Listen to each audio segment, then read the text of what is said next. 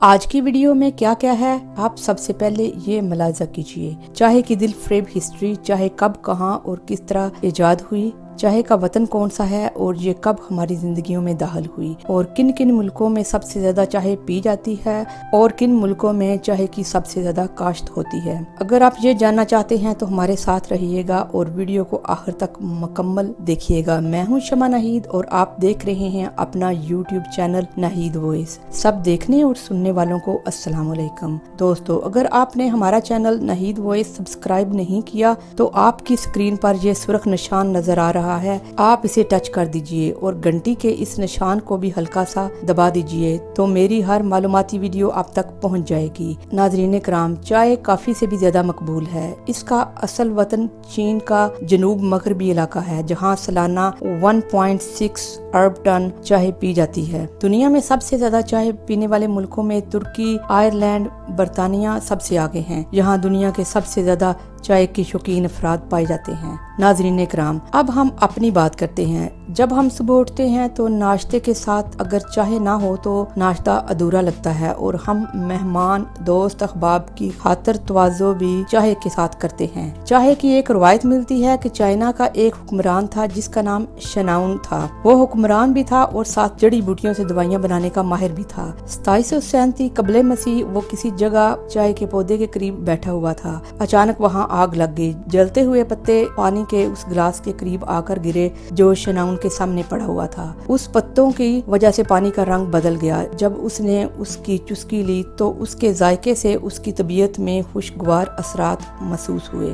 بدھ ازم کی ایک مزکہ خیز روایت کے مطابق جب ان کا دیوتا عبادت کے بعد 9 سال کے لیے سونے کے بعد اٹھا تو اسے شدت سے کمزوری کا احساس ہوا۔ اس نے غیر ارادی طور پر اپنی پلکوں کے کچھ بال توڑ کر زمین پر پھینکے، جن سے چائے کا پودا پیدا ہوا۔ بدھ راہب نے اس کے پتے توڑے اور چبانے کے لیے منہ میں رکھ لیے۔ پتے چباتے ہی اسے ایک نئی قسم کی توانائی محسوس ہوئی اور نیند بھی اڑ گئی۔ چائنی اس سٹوری کو چائے کے ساتھ منسوب کرتے ہیں۔ یہ انتہائی بے معنی فنی سٹوری ہے جو چائے کے ساتھ منسوب کی جاتی ہے۔ اس کا حقیقت سے کوئی تعلق نہیں، اور حقیقت تو یہ ہے کہ چائے ایک چرواہے کی دریافت ہے جو اپنے جانوروں کو چرا رہا تھا۔ اس کی نظر ایک پودے پر پڑی۔ اس چراہے نے حادثاتی طور پر دریافت کیا کہ حرارت اور نمی کے ذریعے ان پتوں سے ایک ذائقہ دار مشروب تیار کیا جا سکتا ہے۔ سنو، ابتدا میں برطانیہ چائے کو چاندی کے سکوں کے ساتھ خریدا کرتا تھا، تاہم اس کو یہ سودا مہنگا پڑنے لگا۔ اس نے چین کو چائے کے بدلے افیم دینے کی پیشکش کی، جسے چین نے قبول کر لیا، اور دونوں ملکوں میں چائے اور افیم کا تبادلہ ہونے لگا۔ تاہم بہت جلد ہی اس تبادلے نے چینی شہریوں کی صحت پر بدترین منفی اثرات مرتب کرنا شروع کر دیے۔ چینی افیم کے نشے میں دھند رہنے لگے اور افیم کی ڈیمانڈ بڑھنے لگی۔ 1839 میں چائنا نے افیم اور چائے کے تبادلے کو سٹاپ کر دیا اور چائنا سے چائے آنا بند ہو گئی۔ اس کے بعد برے صغیر پاک و ہند کو مفہوم بنانے والی ایسٹ انڈین کمپنی چائے کو خود سے اگانا چاہتی تھی۔ اس مقصد کے لیے ایک برطانوی ماہر حیات رابرٹ فارچون کو مقرر کیا گیا کہ وہ کس طرح ایک خفیہ آپریشن کے ذریعے چائنا سے چائے کے پتے چرا کر لائے۔ رابرٹ فارچون اپنا بہروپ بدل کر چائے والے پہاڑوں پر ایک خطرناک مشن پر نکل گیا۔ یہاں اس نے چائے کے پودوں کو بھارت میں سمگل کیا اور بعد میں بھارت نے مقامی طور پر چائے کی کاشت کا آغاز کر دیا۔ ناظرین اکرام، شروع میں چائے کے پتوں کو سبزی کے طور پر یا گندم کے دانوں کے ساتھ ملا کر استعمال کیا جاتا۔ 8ویں صدی عیسوی میں چائنا میں اس کا استعمال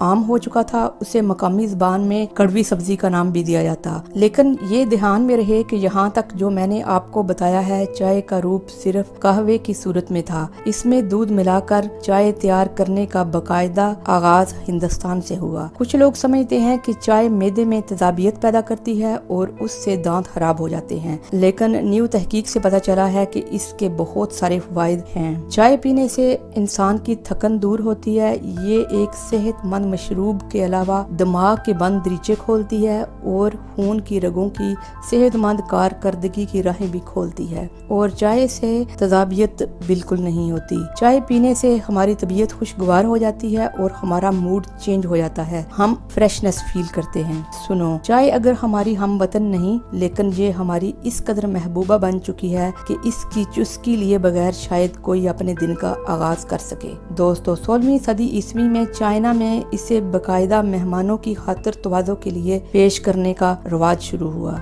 एक मेडिकल रिसर्च ने यह भी इंकशाफ किया है कि 5 कप रोजाना चाय पीने वाले अफराद अमूमन कैंसर जैसे मुहलिक मर्ज से महफूज रहते हैं। एक चीनी रवायत के मुताबिक चाय का पहला कप 2737 कबले मसीह में बादशाह के बुहार के तोड़ के लिए बनाया गया। 17वीं सदी ईस्वी में ये मशरूब बरतानिया में भी अपनी जगह बना चुका था। बरतानिया से ये मशरूब हिंदुस्तान पहुंचा और हमेशा के लिए यहीं का होकर रह गया। नाज़रीन किराम, चाय के बागात इंडिया, बांग्लादेश, श्रीलंका और कीनिया में पाए जाते हैं, जबकि दुनिया की बेहतरीन चाय कीनिया की तस्वर की जाती है। दोस्तों, उम्मीद करती हूँ ये वीडियो आपको पसंद आई होगी। कमेंट्स में अपनी कीमती तजवीज़ से आगाह कीजिएगा। मिलते हैं एक नई वीडियो के साथ। अल्लाह नगहबान।